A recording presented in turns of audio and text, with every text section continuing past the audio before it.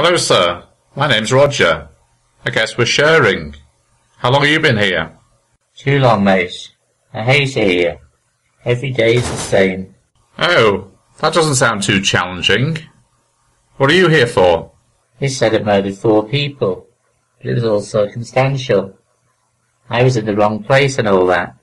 Well, police make mistakes all the time, as I know only too well myself. Are you appealing? No. The brief says I don't stand a chance, so I can't get legal aid. It's not right. Oh, that's unfortunate. I'm no expert, but I do sometimes get it right on Poirot. What weapon was used?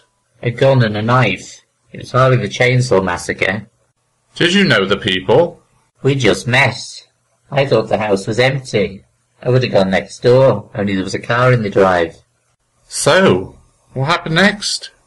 Well, I just come through the kitchen window, and then there was this guy there, and he had a gun, and he said he was going to shoot me.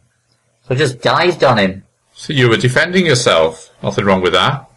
Well, next minute the gun goes off, doesn't it? The guy's only just shot himself. That's when the other 2 got involved. What, 2-on-1? Well, that's not very fair. That's exactly how I saw it, mate. So I grabbed the gun, and before I know it, they're both on the floor. They're both dead.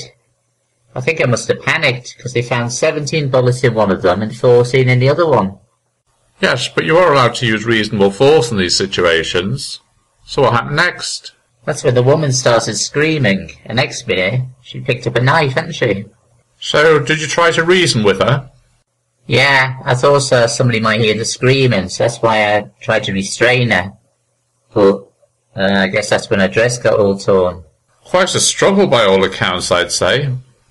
Anyway, she was screaming like crazy, and then she scratched my face. That's when I lost it.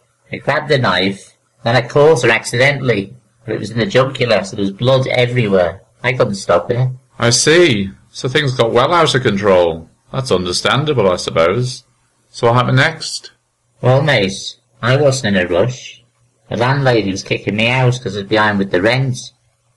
I thought, I know, I'll bury the bodies, tidy up the mess, and then live there for a few days.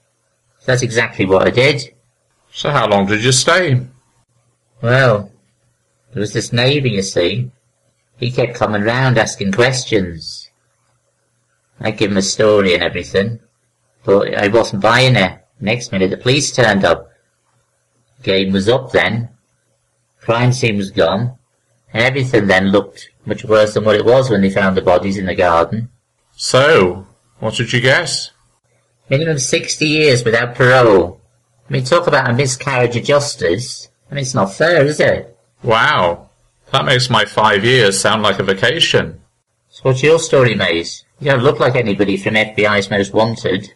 Well, you're not going to believe this, but it was over a parking ticket. Go on, I'm listening. It all began rather innocently. I was driving along and then my car stalled.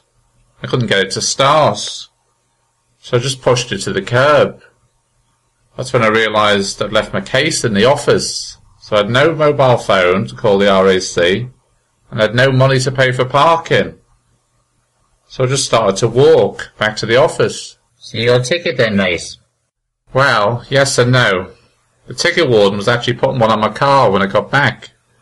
That's when the argument started. I explained what happened and tried to say it wasn't my fault, and he kept saying he was just following orders and it was just his job. And I was really frustrated at this stage, and I guess it was pretty hot as well, so I lost my temper. That's when I punched him on the nose. Well, that wasn't a good move, mate. No, it wasn't. And to make matters worse, he fell back, hit his head against the pavement, and he was out cold. Then the police arrived. At the time, I was holding the warden by the neck, trying to revive him.